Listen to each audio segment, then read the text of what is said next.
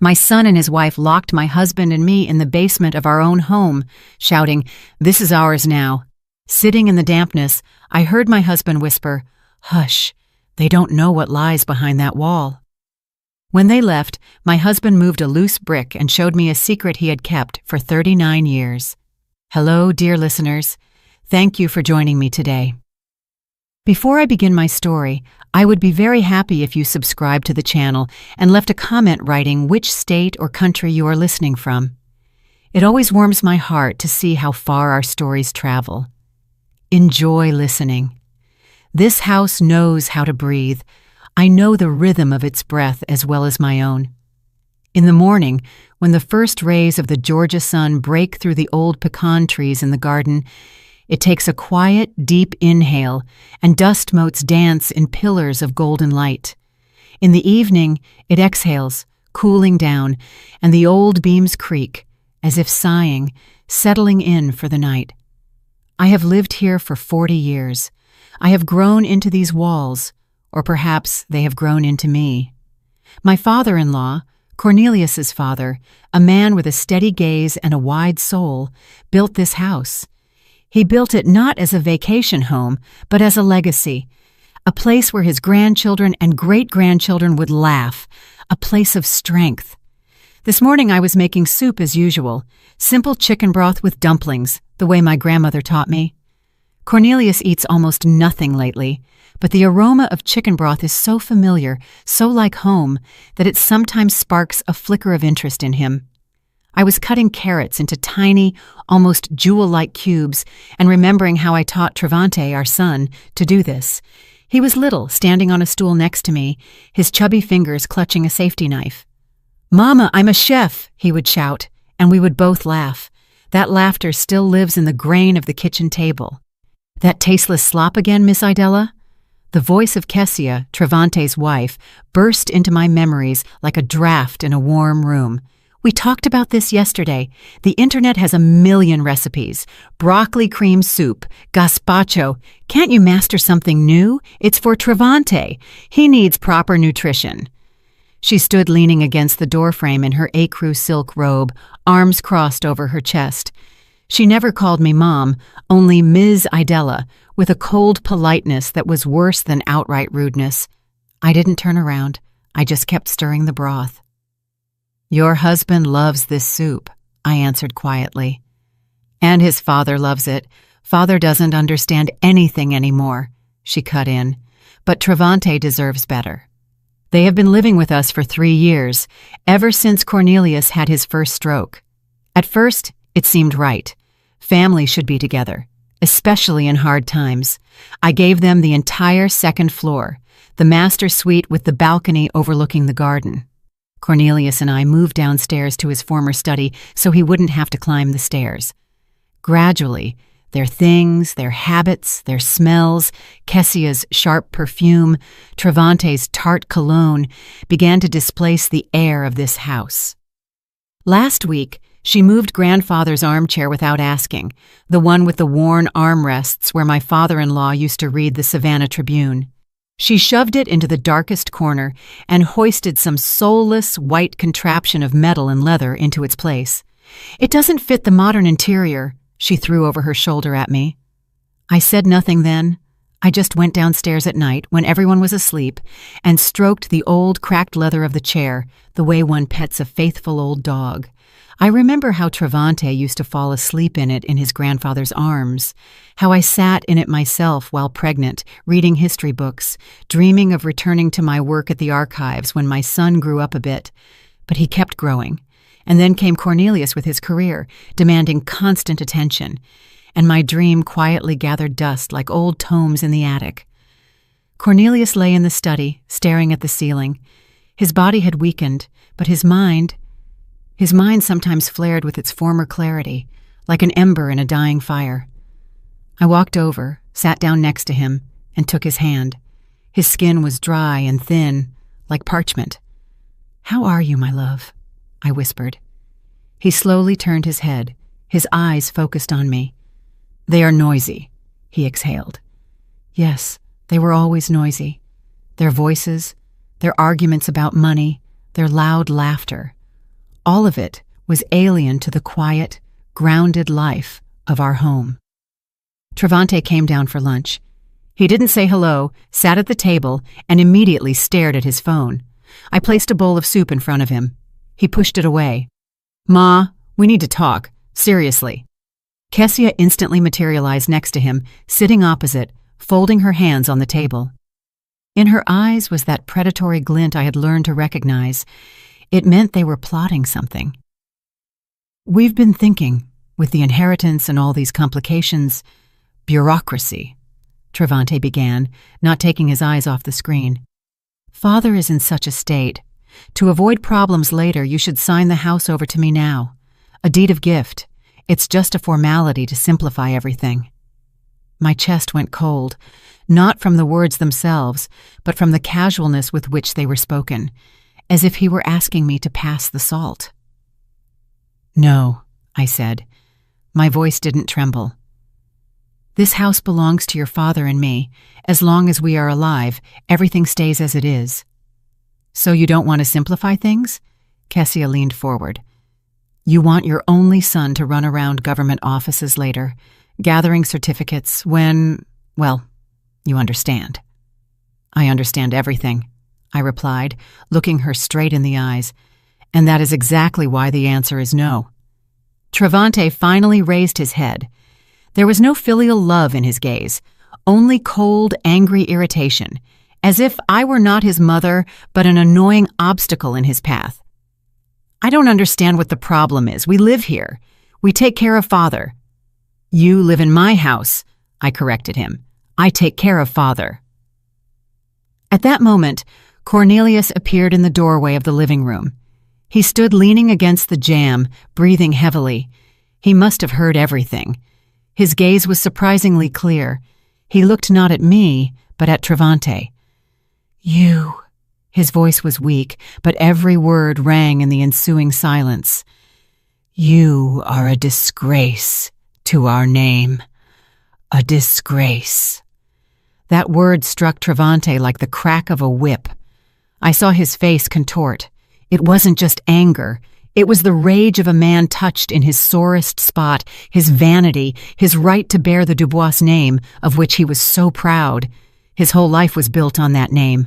"What?" he screamed, jumping up so fast the chair fell with a crash. "A disgrace? Are you out of your mind? I am the only one continuing this name. This house, it is mine by right. It should have always been mine."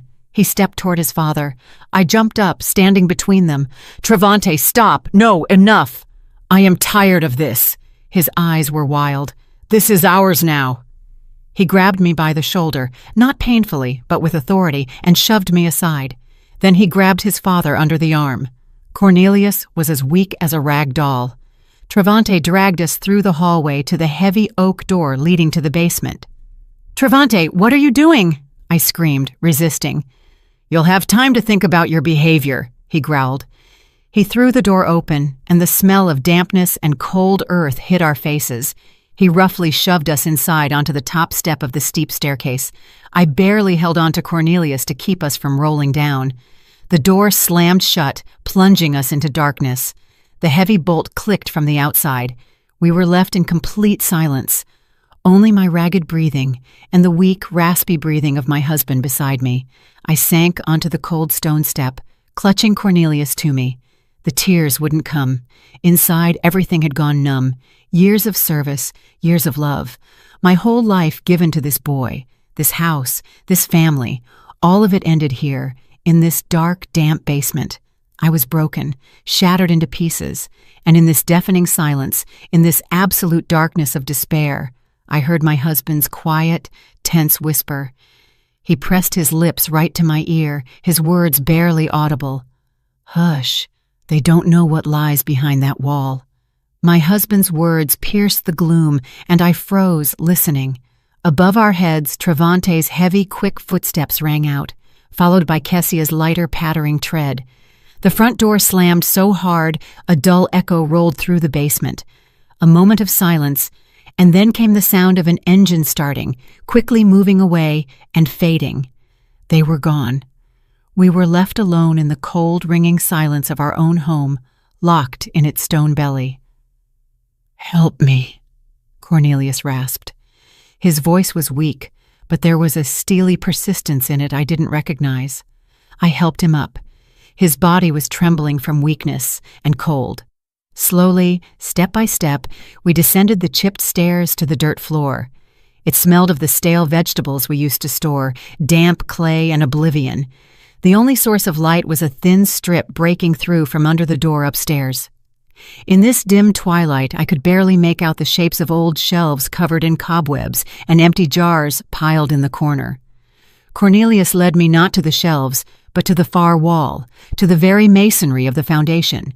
He leaned against the rough, damp stones, breathing heavily. "Here," he whispered. "Father showed me when I was 18, said it was for the most extreme case. I thought it would never come." He ran his shoulder along the wall, searching for something by touch in the gloom. Finally, he stopped. "Here, press. I don't have the strength." I touched the stone where he pointed. One of the rough granite blocks seemed no different from the others. But when I pressed harder, it gave way, sliding inward with a quiet scraping sound. Behind it, a black square void opened up. Inside this niche, something dark lay hidden. I reached my fingers in and felt cold, smooth metal. It was a small tin box, an old tobacco tin, the kind popular in my childhood. I pulled it out. It was light, almost weightless. We returned to the steps and sat side by side. Cornelius took the box from me. His fingers struggled with the simple latch for a long time. Finally, with a quiet click, the lid opened. I expected to see anything. Old photographs, maybe a few gold coins hidden by my father-in-law for a rainy day. But inside there was nothing shiny, only a few yellowed papers folded in four. Cornelius took out the top document and unfolded it. Even in this faint light, I saw the official seal and faded violet ink. It was a birth certificate. "Read it," Cornelius said. I took the paper. It was fragile as an autumn leaf. The name written in calligraphy was unfamiliar to me. Cassius Thorne, place of birth. A prison hospital in Mississippi. A place I had only heard terrible stories about. Mother's name, dashed out.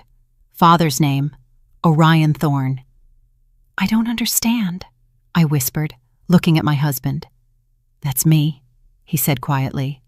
"That is my real name." Something snapped inside me.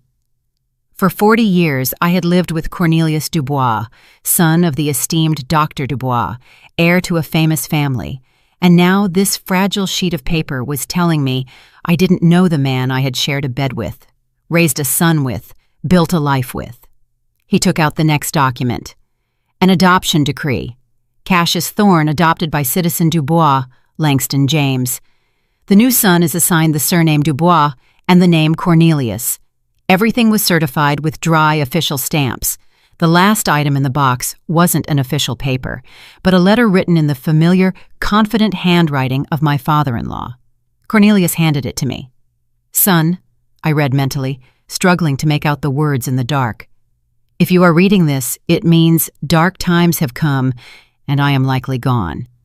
I never told you the whole truth, fearing it would break your life. Your father, Orion Thorne, was a brilliant scientist, an honest and brave man. But in our country, honesty and courage often become a crime. He was slandered, labeled a threat to national security, a traitor, and he perished in prison. I was his friend and colleague. I promised him I wouldn't let his son be lost. I adopted you, gave you my name, my family, to protect you, to erase the brand of a traitor's son. Live with dignity, Cornelius. Wear the Dubois name with honor. But never forget whose blood flows in your veins. The blood of a brave man." I read to the end and slowly folded the letter. The cold that had started in the basement was now coming from within. It chilled me to the bone. All these years Cornelius lived with this secret. He feared the shadow of the past. He protected a name that wasn't his by birthright. And Travante, our son, he built his whole life, his entire pride, on this name. He boasted of his grandfather the doctor, his pedigree, his heritage, a heritage that didn't exist by blood. All the pain, all the humiliation of the last few years, all the insults I had swallowed like bitter medicine, all of it suddenly compressed into a single point in my chest. But it didn't explode in a scream or tears. It froze, turning into an icy, perfectly clear crystal. And in its cold facets, I saw everything with dazzling clarity. I was an archivist. I worked with documents, with facts, with histories people tried to forget or rewrite. I knew the value of truth locked in yellowed paper. And what I held now wasn't just a family secret. It was a weapon. It was power, absolute, undeniable power. We sat in the dark for 2, maybe 3 hours. Time lost its flow. Cornelius dozed off, leaning his head on my shoulder, exhausted by the tension. I sat motionless, staring into the darkness, and my mind, for the first time in years, worked precisely and silently, like a well-oiled machine. A plan formed itself, logical and cold. Finally, noise was heard upstairs. The bolt was slid back with a sharp scrape. The door flew open, and bright light hit my eyes. Travante stood on the threshold. His face was smug. "Well, have you thought it over?" he asked with a sneer. "Father, do you feel bad? Should I call a nurse?" He was clearly playing at magnanimity. It was part of his game. "Yes," I said, rising.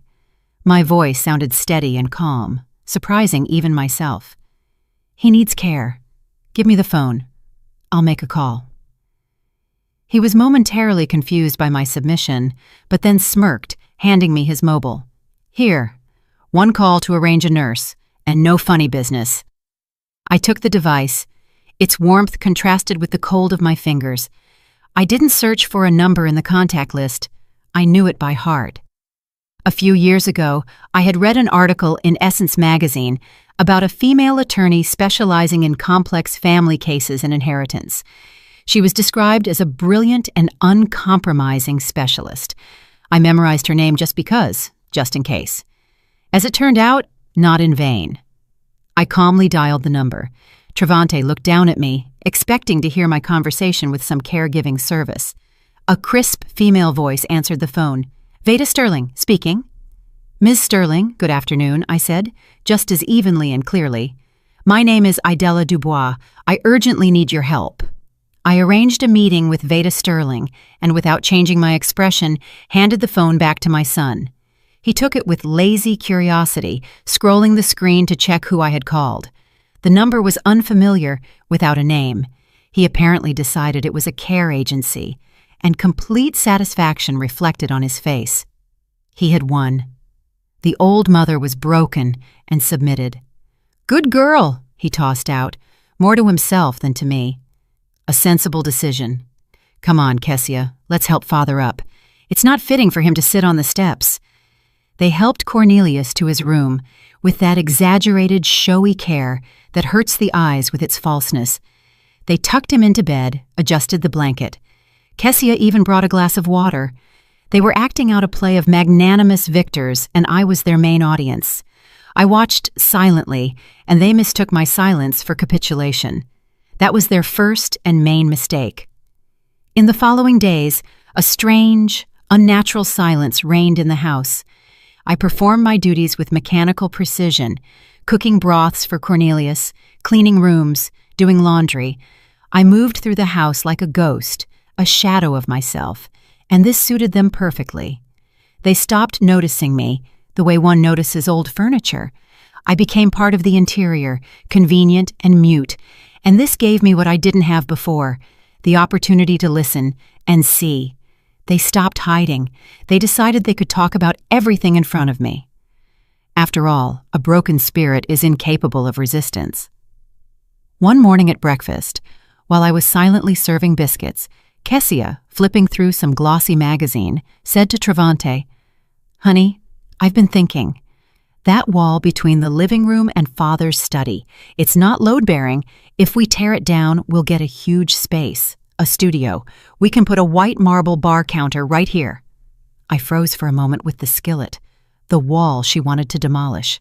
My father-in-law's desk stood against that wall, where he wrote his last medical journals. Against that wall, Cornelius taught little Travante to write his first letters. There, on the wallpaper, if you looked closely, you could still make out a faint pencil mark. Our son's height at 5 years old. She spoke of it as if it were just an annoying hindrance on the way to a bar counter. "Great idea," Travante responded, not looking up from his coffee. "The study will be free soon anyway, and the library? Well, the books can be sold for scrap or recycled. Who reads them nowadays? Recycled. Books my father-in-law collected all his life. Rare editions on Black history, leather-bound volumes with gold embossing, books signed by the great minds of the Harlem Renaissance. Recycled." I placed the plate of biscuits on the table. My movements were fluid. Not a muscle on my face twitched, but inside me, something cracked and broke off. The last shard of maternal illusion that there was still something left in my son of the boy who listened with delight as his grandfather read aloud to him. They saw my calmness and mistook it for apathy, for senile detachment. They didn't understand that this was the calmness of a surgeon studying the chart of a diseased organ with cold attention before picking up a scalpel. Every word, every gesture was for me a symptom of a disease, their disease, the name of which was greed and vanity. The apotheosis of their delusion came on Tuesday evening. They approached me as I sat by Cornelius's bed, reading old poems to him aloud. They entered with the same serious, concerned faces one wears when visiting the hopelessly ill. "Mom!" Travante began in a tone full of fake sympathy. "Kessia and I have discussed everything. We understand how hard it is for you. All these worries, the house, father. You've laid your whole life down for us. You deserve a rest." Kessia immediately chimed in, placing her manicured hand on my shoulder. The touch was light, but I felt the cold seep under my skin. "We found a wonderful place for you, Ms. Idella, a senior living community, not some nursing home. No, an elite establishment. Just outside Atlanta, pine forest, a pond, 4 meals a day, medical care 24/7. You'll have your own cozy room. You'll be able to walk, read, socialize with people your age. We'll visit you on weekends." They looked at me, expecting gratitude. They sincerely believed they were doing me a favor. They were offering me, the mistress of this house, a cozy room in exchange for my past, my life, everything that was dear to me. They were proposing to tear me from the soil I had rooted into and transplant me into a government-issue pot so I would quietly wither there, not hindering them from building their life on the bones of mine. I raised my eyes to them. I looked at Travante, at his face so like my father's, and at the same time so alien. I searched in him for at least something, a shadow of doubt, a spark of shame, but found none. There was only confidence in his own righteousness and slight annoyance that he had to waste time on these sentiments. At that moment, the last drop of my maternal love died. It didn't evaporate in anger, didn't drown in tears. It simply ceased to be. As if a spring snapped in an old clock and the pendulum, swinging for 40 years, stopped forever. I looked at this man and saw before me not a son, but a stranger, a calculating, cruel stranger with my eyes. And this realization brought not pain, but a strange, cold liberation. I owed him nothing anymore, neither love nor forgiveness nor pity. "That is a very generous offer," I said quietly. My voice sounded hollow but steady. "I need to think." Of course, think about it," Travante rejoiced, clearly pleased the scene had passed without tears or reproaches. "We just want what's best for you." They left, leaving behind a trail of expensive perfume and absolute confidence in their victory. I remained sitting in the silence, broken only by the breathing of sleeping Cornelius. I looked at our photos on the dresser. Here we were young, at our wedding. Here we were with little Travante on the beach at Tybee Island. A whole life captured in these frames. A life built on love, sacrifice, and, as it turned out now, on lies. But even that lie was nobler than the ugly truth my son and his wife revealed to me today. I no longer felt like a victim. The feeling of resentment evaporated, leaving behind a void and a cold, ringing determination. They themselves erased everything that bound me to them. They freed me from the shackles of maternal duty. They underestimated me. They saw before them a weak old woman. They didn't know that quiet archives store documents capable of changing the course of history, and that a quiet woman who worked with those archives all her life knows how to use them. Tomorrow I have a meeting with Veda Sterling, and I will come to it not with a request for help, but with a ready battle plan.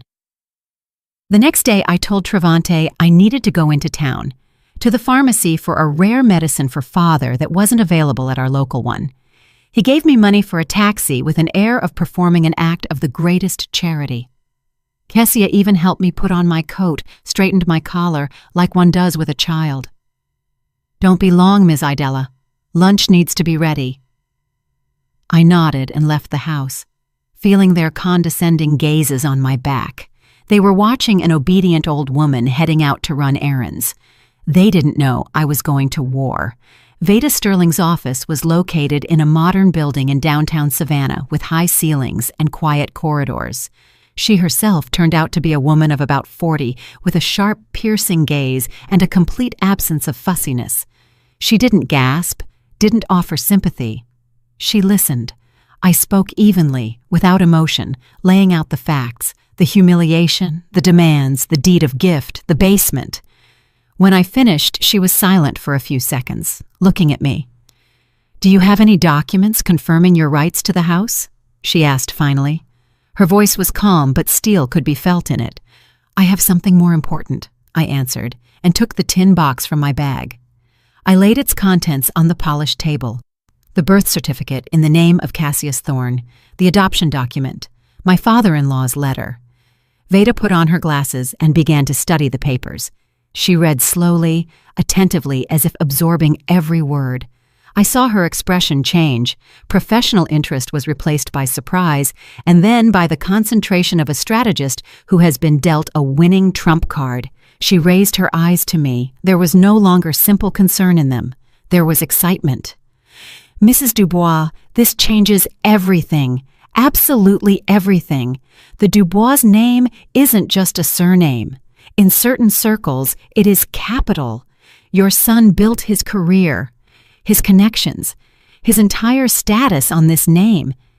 If it turns out he has no blood right to it—" "I understand that," I interrupted her.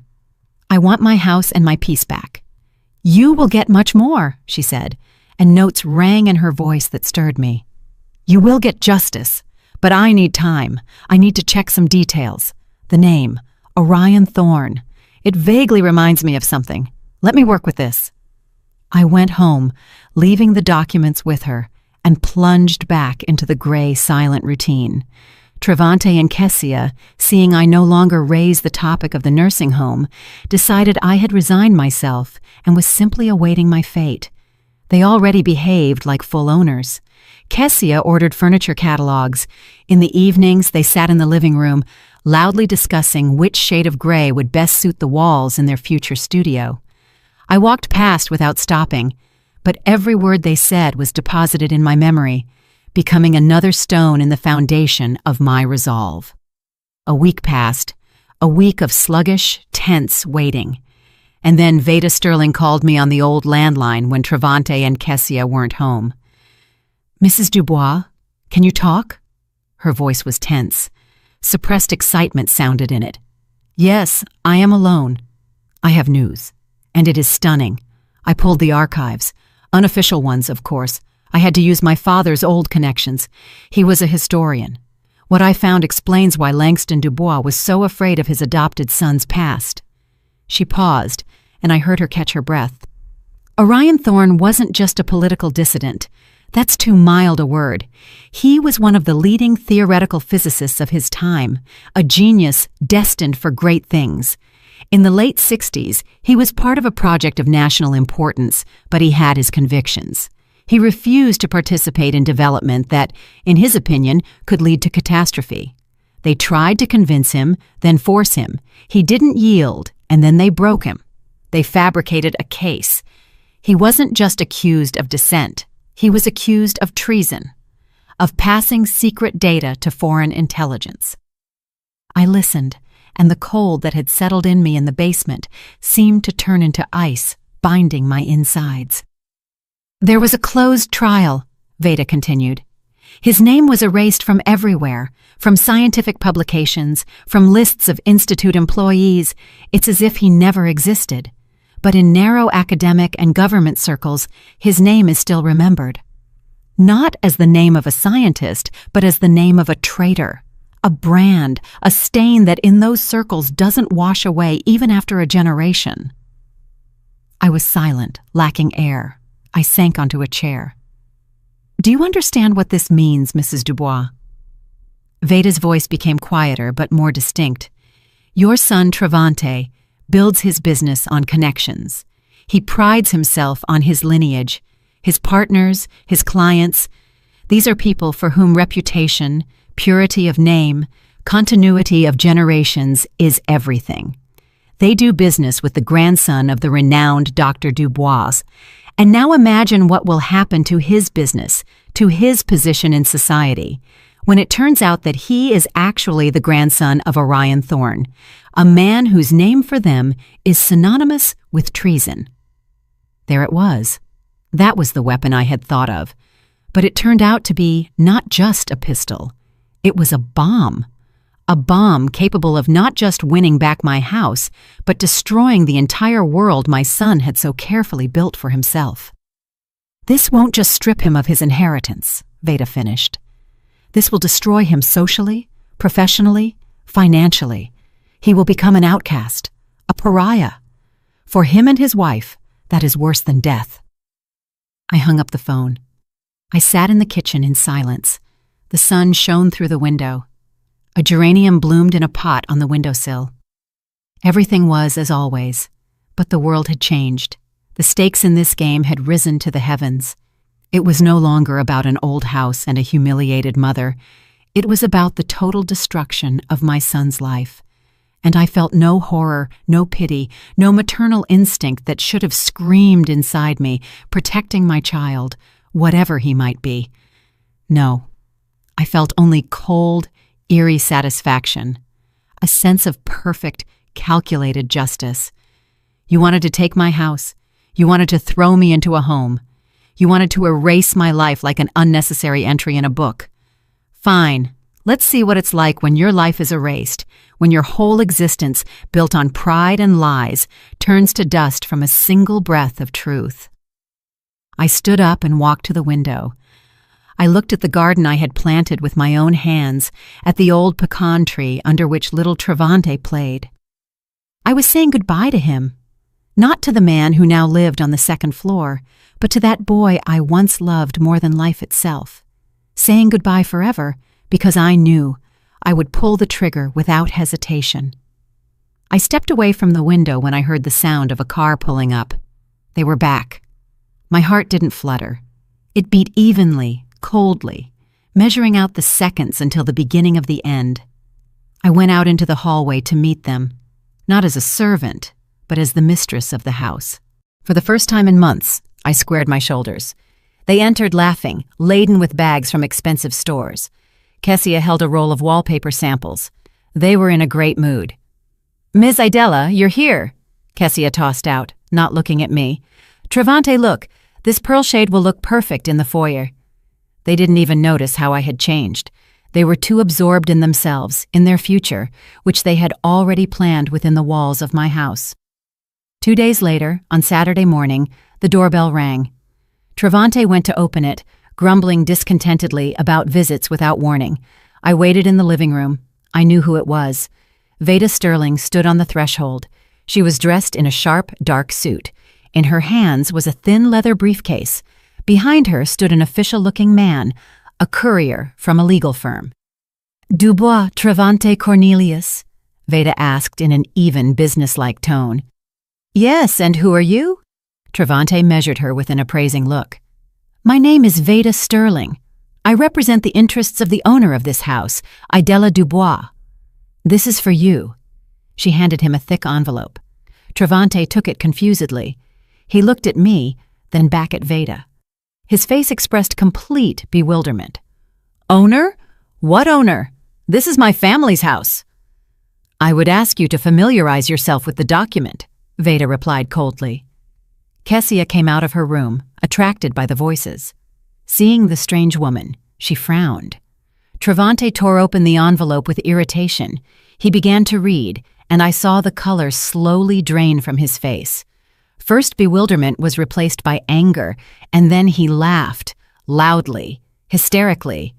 Eviction? He laughed. Mama, is this your joke?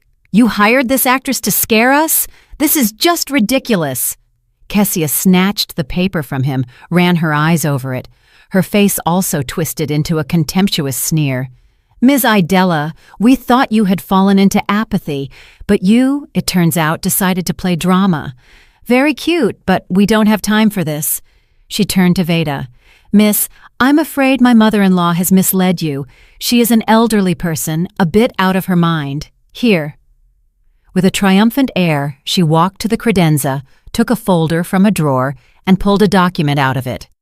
Here is the real document, the deed of gift. The house belongs to my husband, Travante Dubois, so you can use your papers as you see fit. She handed the document to Veda. Veda took it without even glancing at me. She held the paper up to the light, studied it carefully. I saw her calm, focused face. Interesting document, she said finally, returning it to Kessia. Especially interesting is Mrs. Dubois' signature, so fresh, and the notary's seal. I know this notary, Mr. Henderson. It is a great pity that he passed away 2 years ago. It must have been a very complex document if he had to notarize it from the other side. A ringing silence hung in the room. The laughter froze on Travante's lips. Kessia looked at Veda. Her face went white as a sheet. What? What are you talking about? She stammered. I am talking about the fact that this paper is a clumsy, very clumsy forgery, Veda continued calmly, looking straight into Kessia's eyes. Forensics will prove this in one day, and then we will be talking not about eviction, but about grand larceny and fraud. That is a felony, several years in prison. Travante stepped forward. His face was crimson with rage. Who are you to threaten us in our own house? I am a lawyer, and I do not threaten. I inform of consequences. The house, as I already said, belongs to my client. This is confirmed by the will of her late father-in-law, Langston Dubois, the original of which I have. It clearly states that the sole heir to all his property is his daughter-in-law, Idella Dubois, in gratitude for her care of the family. Your father, Cornelius, was aware of this and never contested his father's will. She pronounced the word father with a barely perceptible pause. It was the first prick. Travante and Kessia exchanged glances.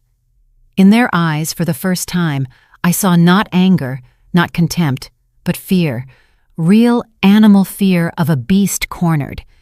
They realized this wasn't senile dementia. This wasn't the impulsive act of an offended woman. This was a well-planned attack. We will contest it, Travante shouted. We will prove she is incompetent, that you tricked her. I am the only Dubois, the direct heir. I have a right to this house. Veda Sterling nodded slowly, as if she expected exactly these words. She took a step forward. Her voice became quieter, almost confidential, but all the more ominous for it. You can certainly try. Court proceedings, contesting the will. But keep in mind, Mr. Dubois, to contest Langston Dubois's will, you will first have to prove to the court that you have a legal right to it, that you, as you put it, are a direct heir, and for that, she paused again, letting every word soak into the air. It will require a full and public clarification of the Dubois family genealogy, with all necessary genealogical examinations and the unearthing of archival documents to establish, so to speak, the purity of the family line. She fell silent, and in that silence I heard my own heart beating loudly. She didn't say anything directly. She didn't mention the name Thorne. She didn't speak of treason. She just threw that phrase onto the table, full and public clarification of genealogy, and that phrase exploded in the room like a silent bomb. Kessia swayed and grabbed the back of a chair, Her face expressed horror and complete lack of understanding. But Travante understood everything. He didn't know the details. He didn't know the whole truth. But he heard in Veda's words a threat aimed at the very heart of his world, at the foundation of his identity. He paled so much his lips turned blue. They looked at me, at the quiet, gray-haired woman who had stood silently by the fireplace all this time. And in their eyes, I finally saw what I had been waiting for. Not just fear, but realization. Realization that the old woman they had written off, whom they had locked in the basement, whom they were going to ship off to finish her days in a home, held the threads of their fates in her hands, and she was ready to cut them. Veda Sterling nodded to me, turned, and walked out. The courier followed her. The door closed with a quiet click that sounded like a gunshot in the deafening silence. We were left, the three of us, me, my son, and his wife. The air in the room thickened, became heavy. It was hard to inhale. Travante was the first to recover. His initial shock was replaced by rage, dark, animalistic, sweeping away everything in its path. "What was that?" he screamed, turning to me. His face contorted, became alien, vicious. "What have you done? You decided to destroy your own family? You conspired with that shark to throw us onto the street?" He advanced on me, and for a moment I saw in his eyes the same madness as on that day he pushed us into the basement. But there was no fear in me. I stood motionless, looking him in the eyes. "You don't understand what you've gotten yourself into," Kessia chimed in. Her voice was breaking into a squeal. She paced the room like a bird in a cage. "Genealogy? What genealogy? What did she mean? Have you been hiding something from us? Some shameful secrets?" They screamed, accused, threatened, said they would put me in a mental institution, prove my insanity, that I would disgrace the Dubois' name. They threw words like stones, trying to breach my silence, to force me to be afraid, to retreat. But their stones bounced off my calm confidence like peas off a stone wall. I remained silent and watched. I let their fury burn out, turn to ash. And when the stream of threats ran dry, when they fell silent, breathing heavily, exhausted by their own anger, tactics changed. They saw that I could not be taken by shouting and force, and then they decided to press on other strings, on those which they thought still resonated in my soul. Kessia was the first to sink into a chair and cover her face. Her shoulders shook in soundless sobs. It was an act, I knew, but a skillful one. "Ms. Idella, Mama," she sobbed. "How can this be? We are family. We love you. We wanted what was best. We thought about your future, your peace of mind. Yes, maybe we were wrong, we got heated, but is it worth destroying everything over this?" Travante walked over and squatted in front of me. He tried to take my elbow, but I pulled away slightly, and he removed his hand. He looked up at me. There was no more rage in his eyes. Now feigned grief and filial hurt splashed there. "Mama," he said quietly, soulfully, "remember everything that happened. Remember how you raised me. You gave me everything. You sacrificed your career, your dreams, for me, so that I would become who I am. Can you really destroy all of that yourself now? Were all those sacrifices just to kick me out of my own home in the end?" He spoke of my sacrifices. He who had never appreciated them in his life. He who took them for granted. Now he pulled them out like an old dusty banner, trying to hide behind it. "I am your son, Mama." His voice trembled, and this time it seemed almost sincere. "Fear is a good actor. Your only blood, your continuation. Everything I do for the future of our family, our name, so that the Dubois name sounds even louder. That is your honor, too. Father's honor, grandfather's honor." He spoke, and I looked at him. And for the first time in all this time, I felt something other than cold anger and determination.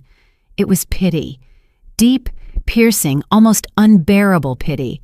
Not for my son, but for this man sitting at my feet. For a man whose life turned out to be a house of cards built on the sand of someone else's surname. He clung so desperately to this name, to this myth, because he had nothing else. Without the Dubois name, he was a nobody. He waited for an answer. He waited for tears, reproaches, maybe even forgiveness. He waited for the maternal heart to falter. But it was silent.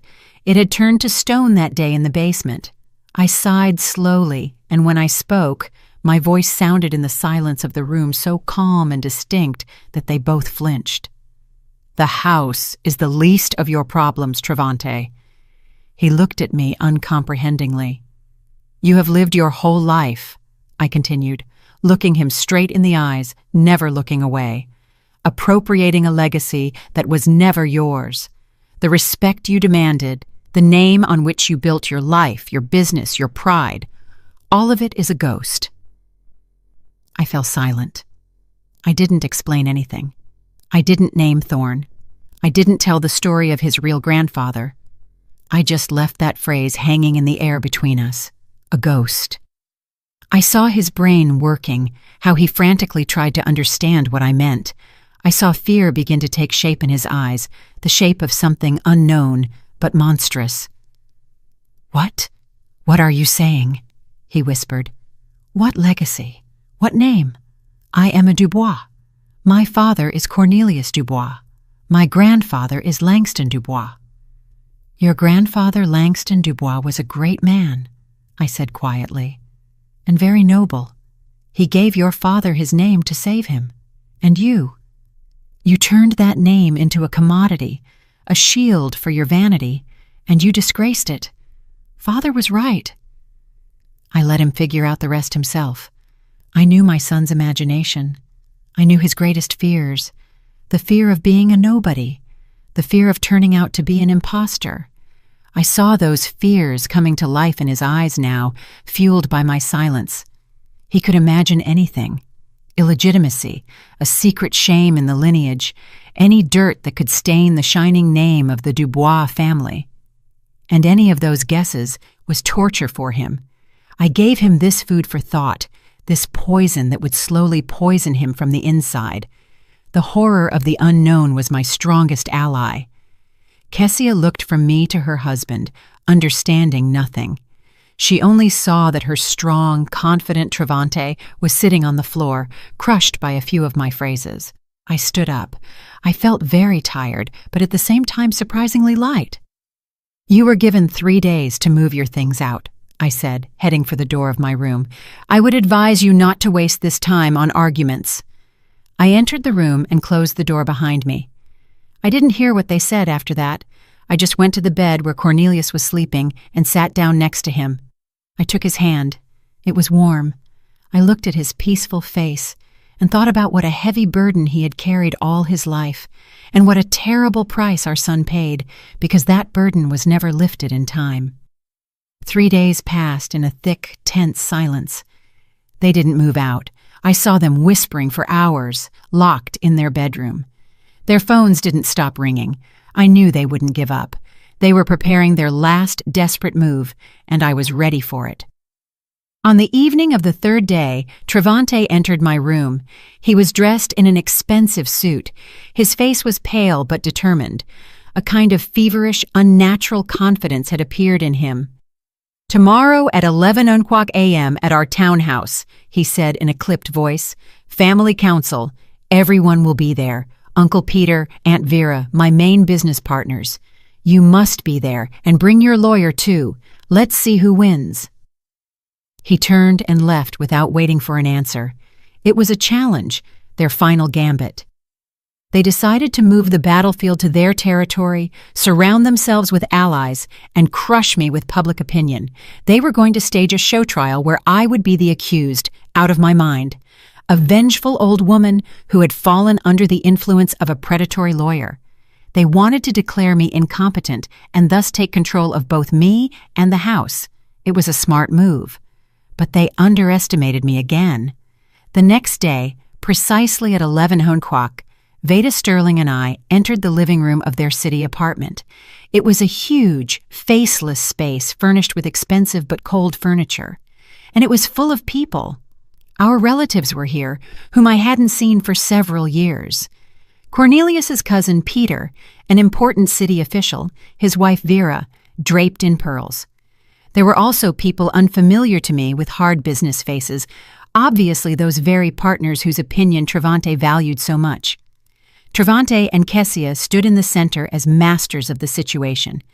Kessia was pouring water into glasses, portraying the gracious hostess. Travante carried himself with that emphasized solidity that was supposed to inspire trust. When we entered, all conversation ceased, all eyes turned to me. I felt their curiosity, judgment, pity. To them, I was the cause of an awkward family drama. Veda and I sat on the offered chairs a little to the side. I was silent. My heart beat evenly. I felt no fear. I felt at home, in my archive. Before laying out old documents on the table to restore the truth, Travante began to speak. His voice was full of sorrow and nobility. He spoke of how he loves and respects his mother, how hard it is for him to see her condition. He hinted at clouded reason, at senile touchiness, at how easily elderly people are manipulated. He never called Veda by name once. He spoke only of this woman, an unscrupulous lawyer who wormed her way into the trust of a sick person for profit. He told how he and Kessia took care of father and mother, how they wanted to ensure a quiet, secure old age for them in the best facility. His speech was calibrated. Every word hit the mark. He painted a picture in which he was a loving, suffering son, and I was a deluded, ungrateful mother. He spoke for a long time. Relatives nodded sympathetically. Partners watched with understanding. I saw the scales tipping in his favor. He had almost won. When he finished, a heavy silence hung in the room. Travante looked at me with poorly concealed triumph. "That is essentially everything," he said, spreading his hands. "We only want to protect Mom from herself and from outside influence. We are talking about conservatorship, otherwise she will do foolish things, deprive herself and father of a roof over their heads." Then Veda stood up. She didn't argue or make excuses. She calmly walked to the table in the center of the room. "Everything Mr. Dubois said is very touching," she began in an even voice. "But let's move from emotions to facts. Facts are stubborn things. Mr. Dubois claims he is acting in his mother's interests, fearing she will lose the house. But here's a document." She took a copy of the forged deed from her briefcase and placed it on the table. The document which Mr. Dubois and his wife presented as the basis of their rights to the house. A document according to which Mrs. Dubois has already lost her home. She paused. "And here," she placed another sheet next to it, "is the conclusion of a handwriting analysis confirming the signature is forged, and a certificate from the archives of the notary chamber stating that the notary who allegedly certified this paper died 2 years before it was signed." A murmur ran through the room. Uncle Peter frowned, took off his glasses. Travante's partners exchanged glances. The picture of the loving son began to crack. "These are all insinuations," Travante shouted, but there was no longer confidence in his voice. "These are documents," Veda cut him off. "And now, with your permission, my client will speak. She does not need conservatorship. She needs to be heard." All eyes turned to me again. I slowly rose. I didn't look at Travante. I looked at the faces of the people in this room. "Good afternoon," I said. My voice didn't tremble. It was the voice of an archivist accustomed to speaking about facts. My son spoke of the legacy of the Dubois family, of honor. I dedicated my entire life to serving this family and preserving its history. Therefore, allow me to clarify. I took another folder from my bag. Legacy is not just a house and money. It is primarily memory and truth. Here. I placed my father-in-law's letter on the table. This is a letter from my father-in-law, Langston Dubois, to his adopted son, my husband Cornelius. He writes about love, about duty, about nobility. He writes about how he saved an orphan boy by giving him his name. This is the true legacy of the Dubois family, love and self-sacrifice. I spoke calmly, laying out the history of my family before them like solitaire. I told them the truth, not all of it. I didn't name Orion Thorne. I didn't speak of treason. The honor of the family, even one like this, I didn't want to stain publicly. I simply said that Cornelius was an adopted son, the son of a repressed scientist whom Langston Dubois saved from the system, giving him his surname and his love. Langston left this house to me, I pointed to the copy of the will, because he believed I would preserve his spirit, the spirit of a family built not on blood, but on love. And my son, I looked at Travante for the first time, decided that his right to this house was based on a forged paper. I fell silent, and in that silence, everything became obvious. I didn't accuse. I simply juxtaposed two documents. On one side, a letter breathing love and nobility, the real history of the family. On the other, a fake deed, breathing greed and deceit. I contrasted genuine legacy with entitlement. It was the end. I saw it on their faces. Uncle Peter slowly stood up, walked to the table, took my father-in-law's letter, read it. Then he looked at Travante with such contempt that he shrank. The business partners silently rose from their seats and, without saying goodbye, headed for the exit. They wanted nothing to do with a man who not only turned out to be a fraudster, but wasn't a real Dubois. His main capital, his name, turned to dust before their eyes. Kessia stood clutching her husband's arm. Her face was gray with horror. She looked at the departing guests, at the ruins of their world. And I think, at that moment, she hated him. Travante stood in the middle of the room completely alone. He was broken, destroyed, and not by a court, not by the police. He was destroyed by the truth which I, carefully, like an archivist, had brought to light. His final gambit turned into a public execution he had arranged for himself. He was exposed as a cruel, greedy impostor before everyone whose opinion was dearer to him than life. He was completely and finally broken. I turned and, looking at no one else, walked out of the room. Veda followed me. We silently went down to the street where the cool spring air waited for us. It had never seemed so fresh and clean to me. We didn't say a word to each other. Everything had already been said. 6 months have passed. Autumn has come into its own, painting the garden in gold and crimson. The house has become very quiet. This silence no longer depresses me. It was healing, like a cool compress on a wound. It was filled with light penetrating the washed windows, the smell of pecans, and the quiet ticking of the old clock in the living room. Cornelius passed away at the end of summer, quietly, in his sleep, in his bed. His exhausted heart simply stopped. I held his hand until the very end. We didn't talk about Travante. We didn't talk about the past.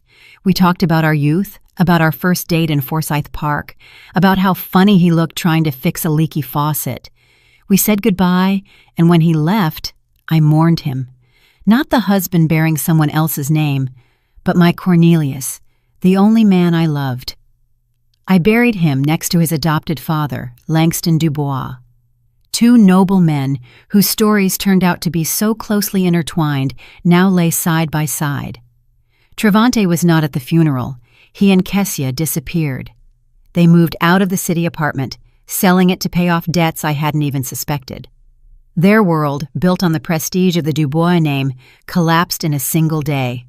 Partners turned away. Friends stopped answering calls. The society in which they so wanted to shine expelled them. I heard from distant relatives that they moved to some small provincial town in Alabama, where Kessia found a job as a receptionist in a beauty salon. Nothing was heard of Travante. He didn't call, didn't write. For me, he simply ceased to exist, like the ghost I once spoke of. I felt neither gloating nor hatred, only emptiness in the place where maternal love used to be.